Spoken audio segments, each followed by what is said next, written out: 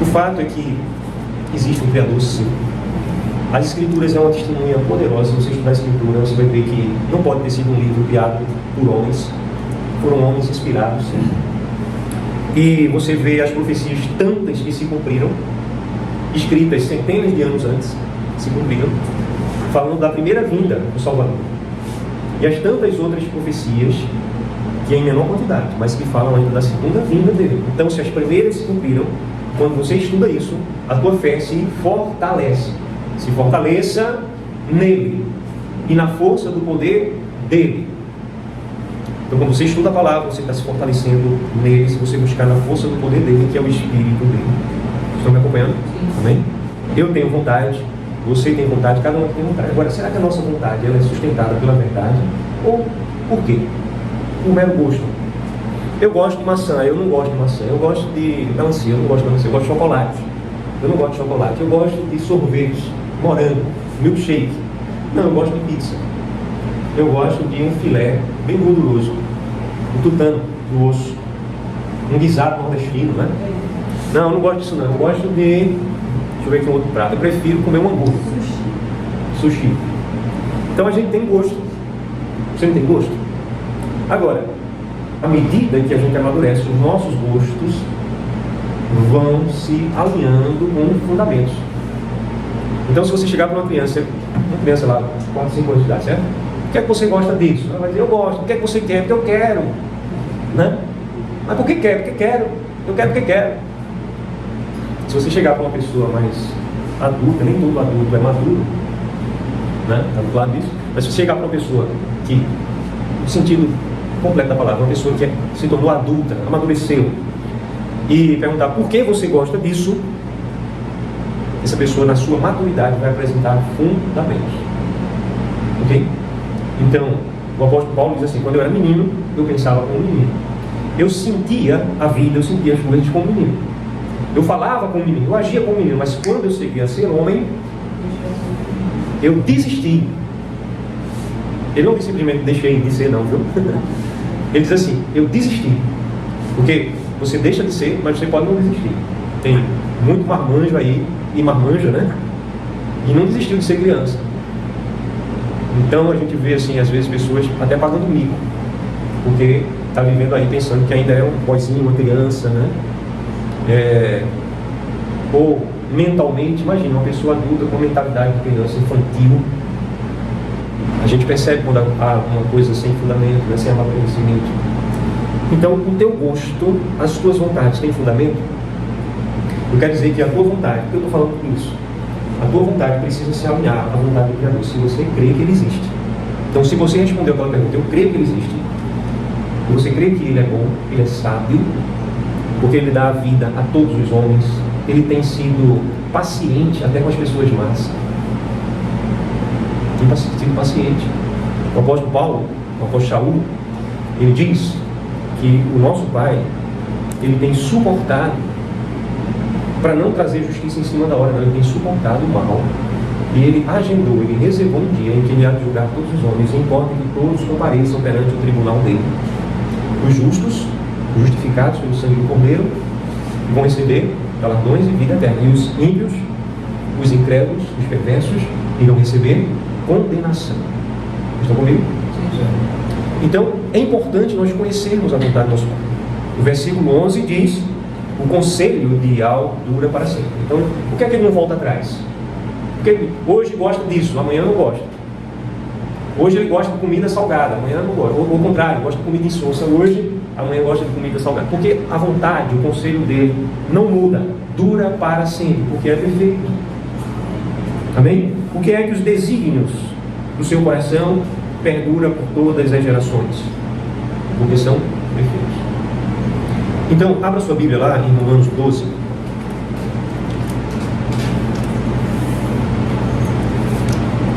Quem não encontrar a tempo vai parar de procurar e vai ouvir, certo? É importante que você acompanhe. Aproveite bem esse momento. Não vos conformeis, versículo 2. Não vos conformeis com este século. Não adquira forma, certo? Se conformar aqui no sentido, não é de acomodar simplesmente, mas acomodar e ter a forma. Não vos conformeis, mas transformai-vos pela renovação da vossa mente. Transformai-vos. Para quê? Final do versículo 2 aí, para quê? Digam aí, leiam, por favor. Para quê? Vamos ler juntos? Experimenteis qual seja a boa, agradável e perfeita vontade do Altíssimo. Então, o propósito da gente não adquirir a forma desse século, mas a gente transformar nossa mente, é para que a gente possa experimentar. Experimentar o quê? A boa, perfeita e agradável vontade do nosso Pai. A vontade do nosso Pai, para mim e para você, ela vai ser sempre boa. Ela é sempre a melhor opção, certo? Ela é sempre agradável. Ela não vai trazer pesar. A palavra diz que a bênção de algo Altíssimo, ela enriquece e não traz consigo pesar. Não traz pesar. Ela enriquece e não traz pesar. Amém? Enriquece o quê? Materialmente? Existem coisas mais preciosas do que as coisas materiais. Materialmente também. Mas principalmente ele está cuidando do teu ser.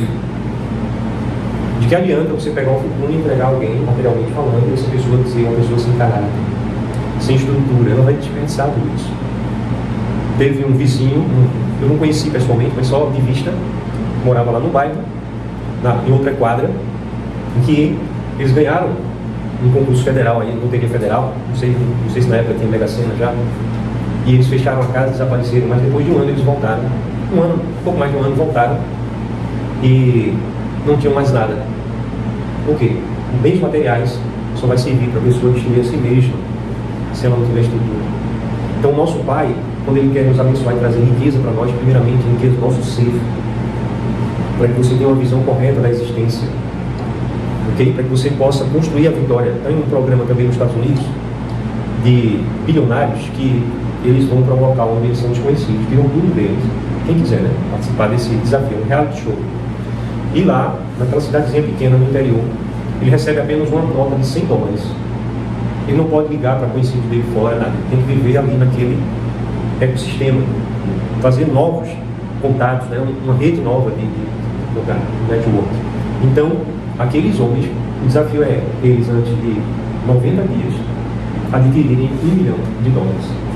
E todos eles que aceitaram esse desafio até hoje, em menos de 90 dias, levantam, a partir de $100, uma nota de 100, eles levantam $1 milhão.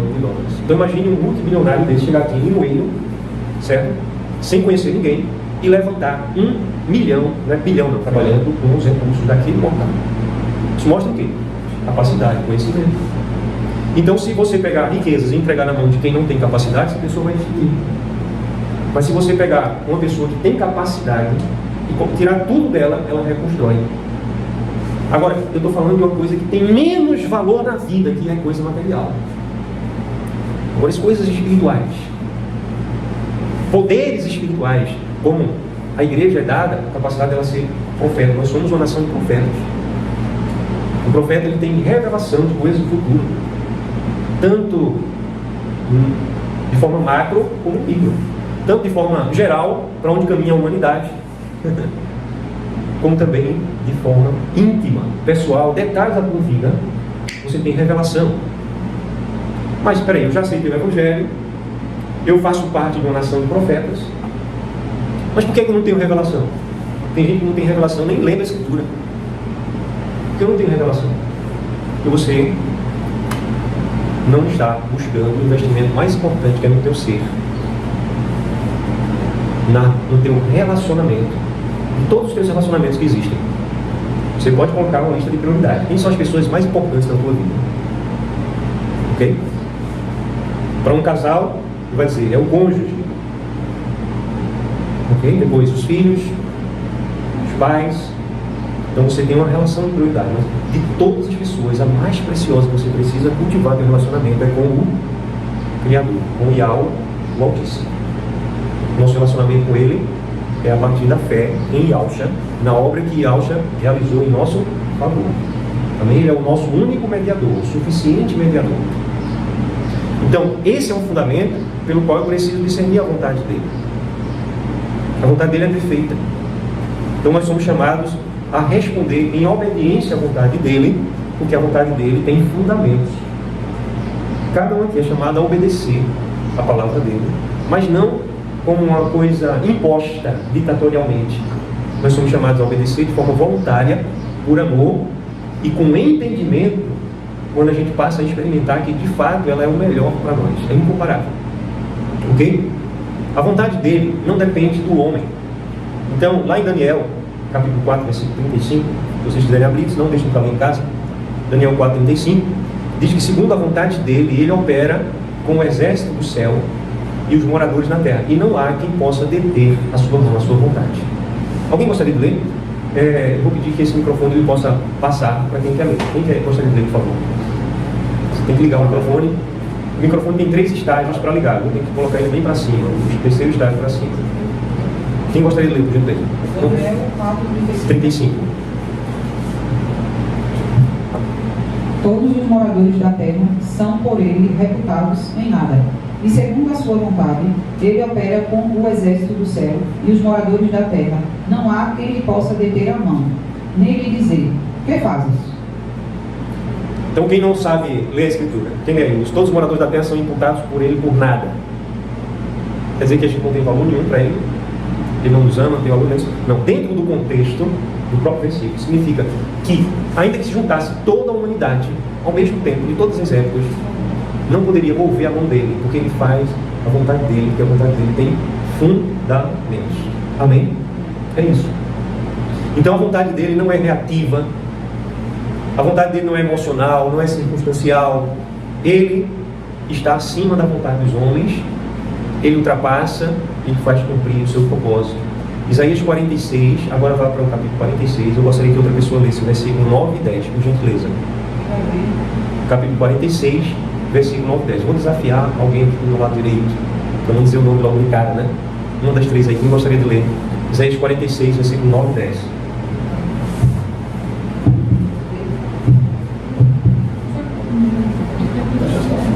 Aleluia.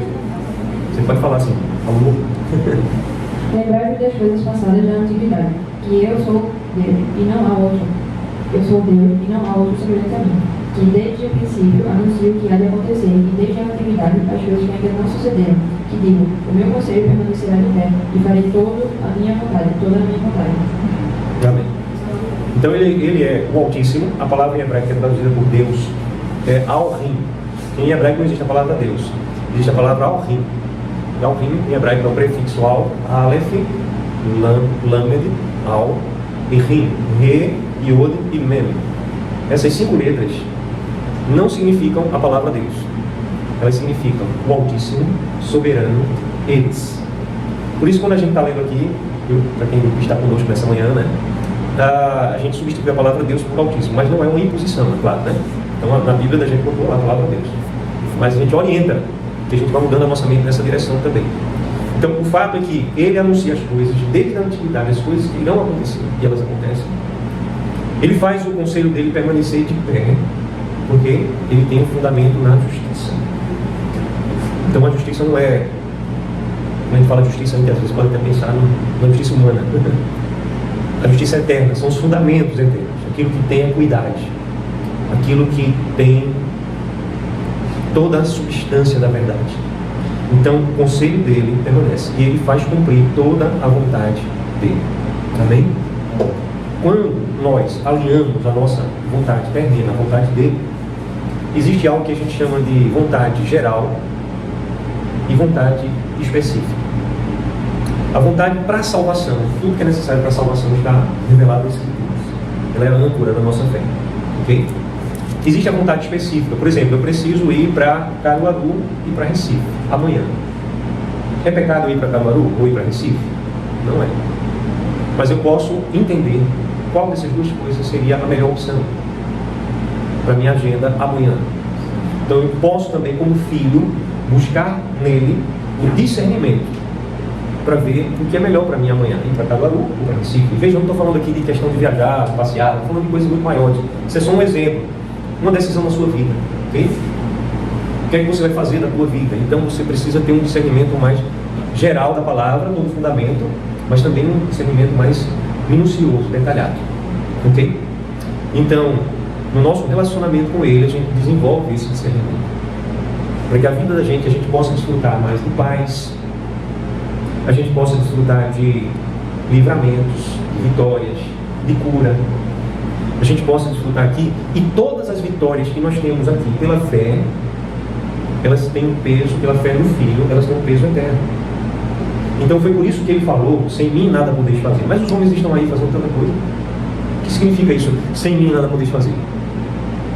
Nada que realmente permaneça. Então o que o homem faz fora da verdade, sem fundamento, por causa de vaidade, para aparecer, para ser visto por quem nem você conhece, né?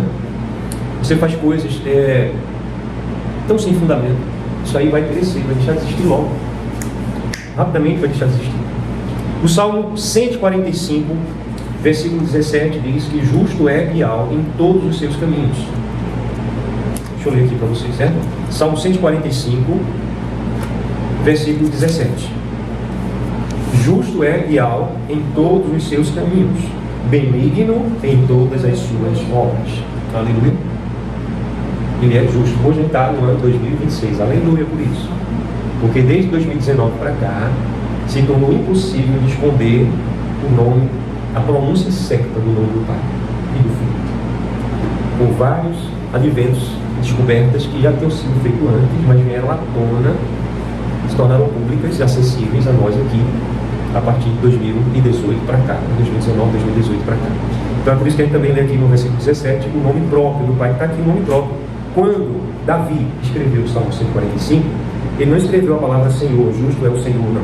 Ele botou aqui, justo é Ial. Ele falou o nome próprio dele e disse que Ial é justo em todos os seus caminhos. Ele é bom e benigno em todas as suas obras. Está perto de todos os que o invocam. Então, a vontade dele que governa essas coisas não é uma vontade tirana, uma vontade ditatorial que impõe tão certo ou errado, estou certo ou estou errado, vai ser assim, acabou-se. Não, não é assim. A vontade dele não interfere e não agride, não fere a responsabilidade humana. É algo tão sublime, tão perfeito, que não interfere, não fere a responsabilidade das escolhas do ser humano. Ok? Então nós somos responsáveis por nossas escolhas. O que é que o homem quer? Atenção, presta atenção no que eu vou dizer agora. O homem quer o contrário. O homem quer ser soberano, fazer o que ele quiser, a hora que ele quiser, atropelando ou não alguém, desde que a vontade dele seja feita. E ele quer que o Criador eterno seja responsável. Então quando acontece alguma coisa errada, por que você permitiu isso? Se você existe, porque você permitiu. Então ele quer que o Criador seja responsável por aquilo que o homem é responsável. E o homem quer ser soberano em entender, em vez de entender que soberano é aquele que tem sabedoria, aquele que ele vê todas as coisas antes que elas aconteçam. Ele é um jogador de xadrez que jamais vai ser pego de surpresa. Okay? Se alguém fosse jogar xadrez com ele, jamais conseguiria vencer. Porque ele conhece todas as possibilidades. Ele não tem Alzheimer. Ele não tem lapso de memória. Ele não tem falha neurológica, cerebral, racional. Ok? Então todas as coisas estão visíveis, patentes diante dele. E a vontade dele é perfeita. Lá em Deuteronômio, abra aí por favor. Vou pedir agora que uma voz masculina, entre os irmãos que estão conosco, leiam. Alguém leia Deuteronômio capítulo 32.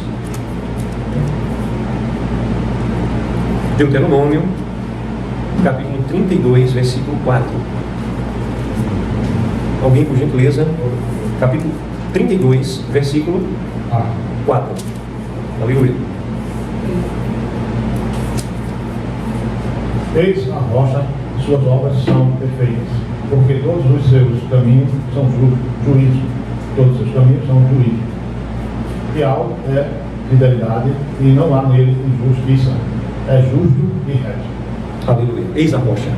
Eis a rocha. Porque ele é uma rocha inabalável. Aqui está nos explicando. Suas obras são perfeitas. Todos os seus caminhos são juízo. E algo é fidelidade. Fidelidade. Ele não trai os fundamentos da justiça, ok? Ele é fiel, ele é fidelidade. Ele não trai os seus princípios. Por isso ele é rocha. E não há nele injustiça. É justo e é reto. Então a vontade dele está revelada nas Escrituras. Lá em Miqueias capítulo 6, versículo 8, diz que ele declarou a vontade dele, ele declarou o que é bom. E ele nos pede, ele não impõe. Ele poderia obrigar a gente, ele poderia fazer da gente um robô, certo? Uma máquina perfeita, que tinha por obrigação de fazer a vontade dele. A gente andava engessadinho, só fazia o que era bom. Mas ele não fez isso, ele revelou o seu conselho, a sua vontade, e ele pede que nós andemos em sua vontade. Miqueias capítulo 6, versículo 8 diz isso. Então, a vontade dele não é um mistério impenetrável, um mistério. A vontade do Altíssimo é misteriosa, ninguém pode conhecer. Eu vou passar uma semana em oração para conhecer a vontade dele. Não, ele revela a vontade dele, ok? É algo que foi revelado de forma progressiva nas Escrituras e hoje está completamente revelado para mim e você. E é algo que, quando você experimenta, você vai vendo que é bom. E quanto mais você vê que é bom, mais você tem confiança de viver a vontade dele. Antigamente não tinha, né? Não tinha as Escrituras como a gente tem. A exposição de todos. Sim. O Salmo 40, versículo 8 diz: agrada-me fazer a tua vontade, ó Yahweh, pois a tua lei está no meu coração. Então, quando a gente desobedece a direção dele, a vontade dele, a gente está resistindo à palavra dele, nós vamos colher o resultado disso. Okay? Porque tudo que ele criou opera leis da justiça. O juízo e a justiça dele operam.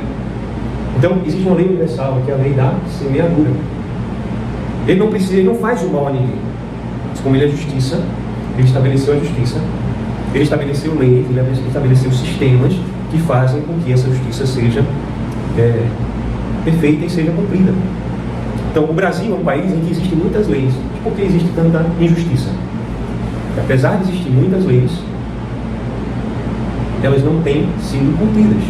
Então, é preciso que haja uma força em verdade para cumprir a lei. Então, nosso pai, ele criou leis da física, leis da química, leis da fisiologia, leis da anatomia, leis sociais, da sociologia, ok? Leis da psicologia, da psique humana, várias leis.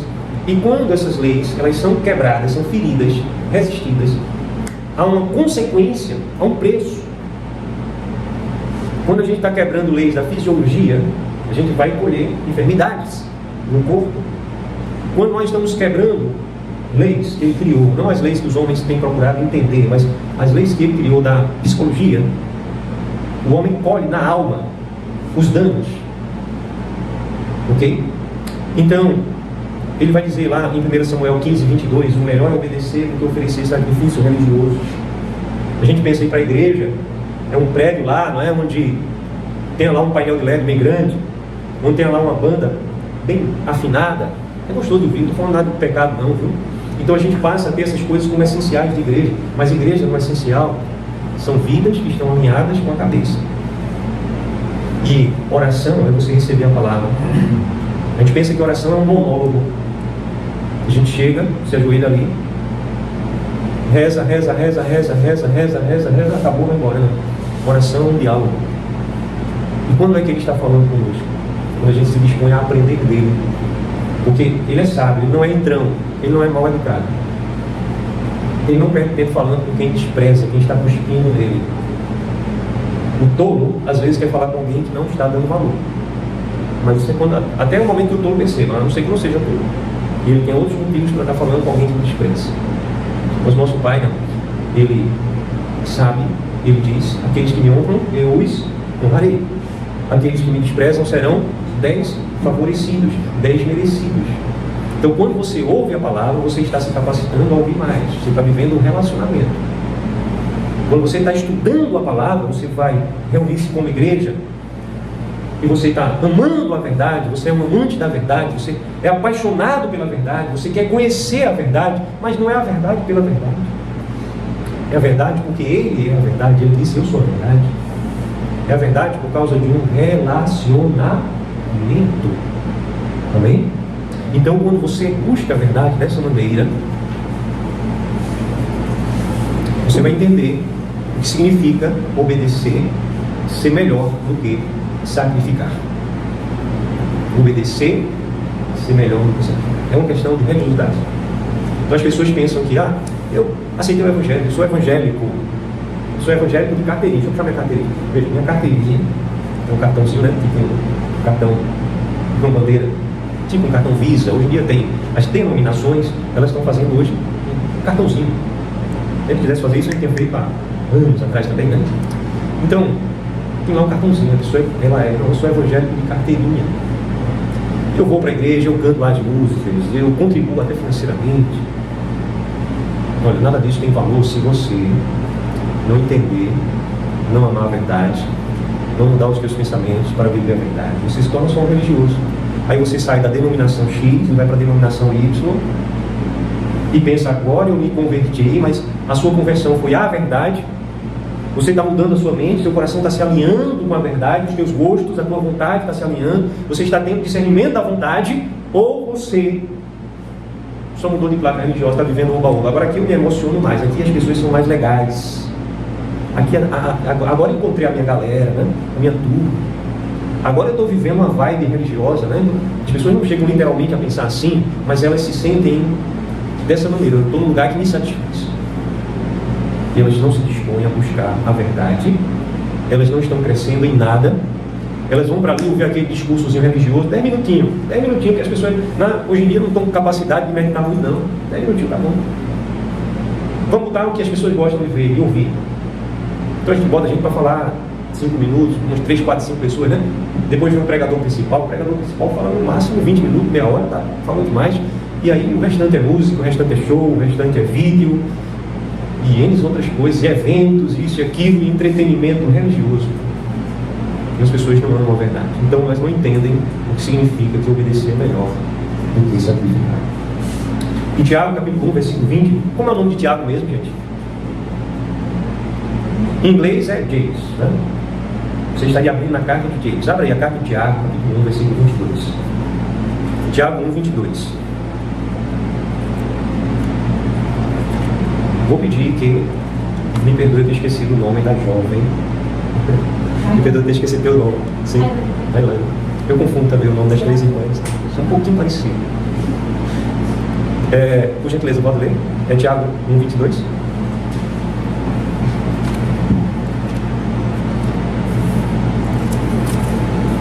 Tornai-vos, pois,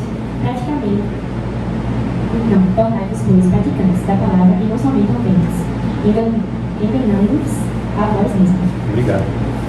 Tornai-vos, pois, praticantes da palavra e não somente ouvintes, enganando-vos a vós mesmos. Então veja que o Espírito do nosso Pai, Ele está sempre nos convidando, Ele deseja que a gente leve à prática, a gente saia da teoria, que a gente ame a verdade a ponto de que ela faça parte da nossa história, do nosso ser.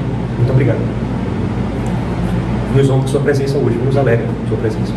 Então nós precisamos ser praticantes da palavra. O modelo perfeito está no Filho, Yahshua. Yahshua é o modelo perfeito de quem praticou a palavra, de quem colheu uma vida vitoriosa. Ele poderia ter se tornado o homem mais poderoso entre os homens naquela época, politicamente falando. Ele poderia ter se tornado o homem mais poderoso economicamente falando. Mas ele foi e é o homem mais poderoso em todos os sentidos. Okay? Ele virá com grande poder e glória.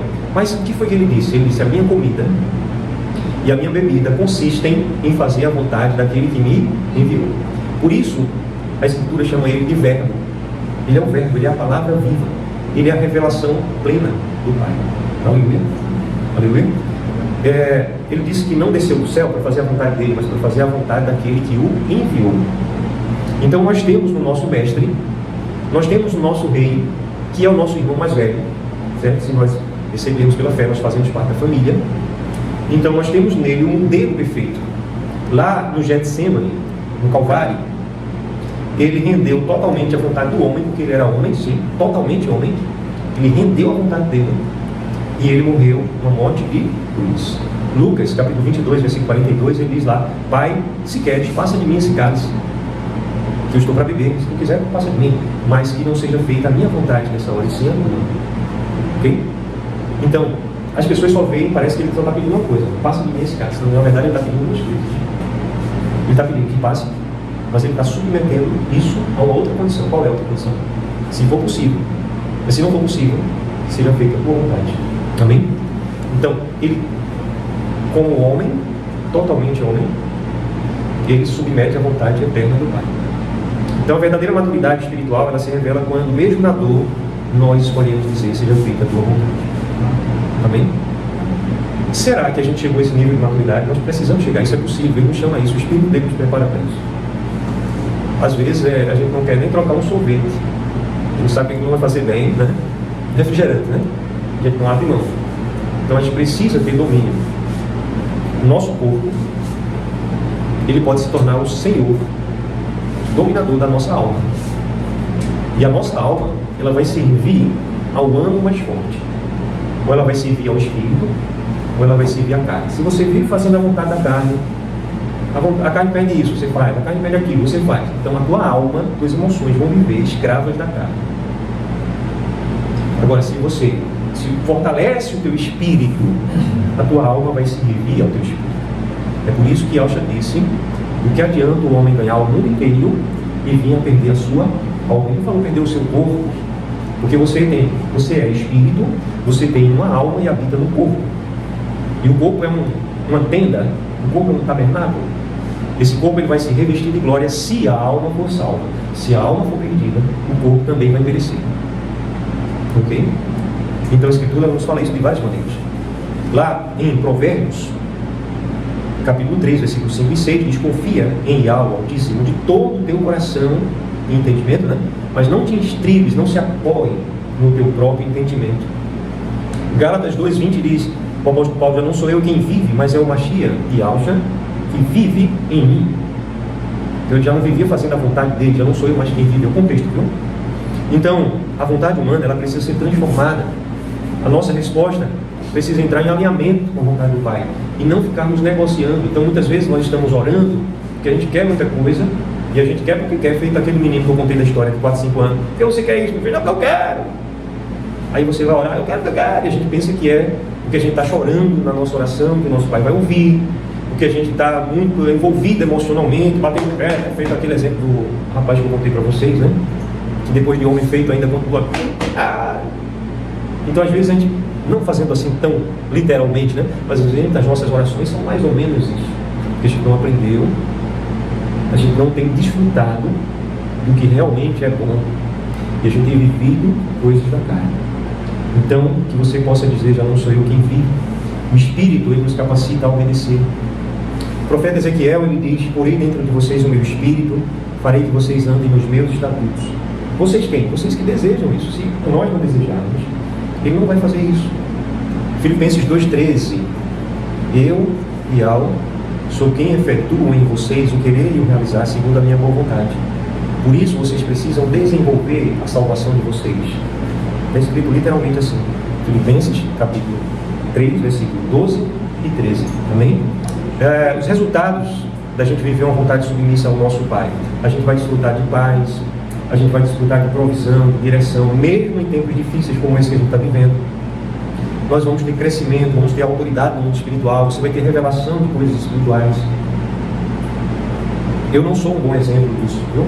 Eu sou muito falho. Mas eu queria estimular vocês pensarem assim: poxa, esse Marcos Sérgio que é tão pequeno, tão falho, desfruta dessas coisas, porque eu também não devo desfrutar. Nessa madrugada, eu tive revelação de coisas grandes e de coisas também pequenas, de detalhes da vida. Então, assim, não é que o Espírito Santo ele é dedo duro, não, viu? Ele fala assim da sua vida, coisa, nada desse tipo de coisa não. Mas existem coisas que, se for para a sua edificação, ele pode me revelar. Então, existem detalhes do que a gente está vivendo aqui, nesse dia de hoje, que o Espírito Santo falou no meu coração, ainda de madrugada. Ele me revelou, ele trouxe uma revelação. Ok? E, então por que você não adivinha o número da Mega Sena, né? Não é adivinhação, a palavra diz que os adivinhos não herdarão o reino. Revelação é algo que o Espírito de Yahweh, nosso Pai, ele dá quando existe uma edificação, quando existe um fim proveitoso para a igreja. Amém? Não é o que eu quero saber, é o que ele quer revelar quando eu serei um instrumento útil na mão dele para aquele propósito. Mas se eu não busco uma vida de relacionamento com ele, o que acontece? Ele quer me revelar coisas, mas eu não estou buscando. Então, buscar-me-eis e me achareis quando me buscar de todo o vosso coração.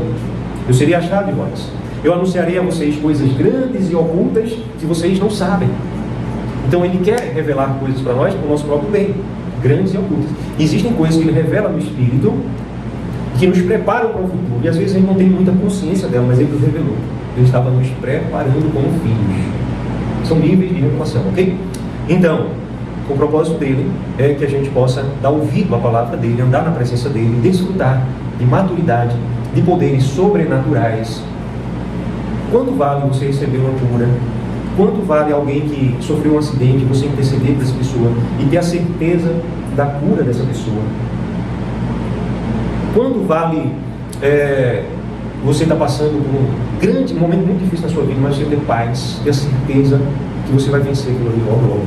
Quanto vale? Então são coisas que não tem preço, né? E você cresce em autoridade espiritual. Lá em Hebreus capítulo 5, versículo 8 e 9, diz que o próprio filho Yahshua, através das coisas que ele viveu, que ele sofreu, ele recebeu autoridade, ele aprendeu a obedecer. Amém? Então, nós vamos concluir agora, certo? Não vamos demorar mais. A gente está chegando quase uma hora de estudo, aleluia. A gente já pode até desligar o nosso ar, nossa geladeira aqui local. A igreja não é edificada por opiniões pessoais, por opiniões de grupos, doutrina de homens. Ela não é edificada por isso. Ela não é edificada por filosofia humana. Ela não é edificada por discursos envolventes, emocionais, que pode ser fabricada. Existem pregadores aí, existem cultos de autoajuda, que quase nada de verdade da ajuda do alto. O alto está impedido de ajudar. Então, a palavra, ela nos edifica. Nós precisamos ouvir a palavra dele. Ele diz, e Yahshua disse, como está lá em Mateus 7, 24, aquele que ouve as minhas palavras, estas minhas palavras, e as pratica, será comparado ao homem sábio e prudente, que edifica a sua casa, essa casa que tem meu nome. Qual é essa casa que tem o nome chamado Marcos 7? Se chama História de Vida de Marcos 7. Então é uma casa. Então ele está falando dessa casa que tem o teu nome. Aquele que ouve as palavras dele e pratica, é como alguém sábio e prudente que está edificando sua vida, sua casa sobre a rocha. E se vier a tempestade, se vierem os rios, né, as enchentes, a casa não vai cair, vai permanecer inabalável. Então, a edificação ocorre quando a palavra é ensinada. Se você estiver aprendendo, eu creio que todo mundo aqui aprendeu, alguns aprenderam mais, outros menos, né? Todo mundo aqui está aprendendo. Mas esse aprendizado precisa ser na edificação do Espírito Santo, que traz vida. Então, quando você sair por aquelas portas, você pode dizer assim: eu vou buscar mais disso que eu ouvi hoje. Eu vou buscar no espírito de vida isso. E você ter crescimento. Mas você pode também dizer assim: isso faz diferença na minha vida, eu não vejo de qualquer maneira. Então você despreza a palavra que você recebeu, a instrução do Espírito, e assim você não recebe a vida que Ele também tinha preparado para te dar. Porque você precisa receber a edificação, e quando você busca nele a instrução, você recebe, além da edificação, você recebe vida. Então você é edificado, edificada. O salmista, ele ora dizendo: ensina-me a fazer a tua vontade. Que seja a nossa oração nesse momento aqui, também?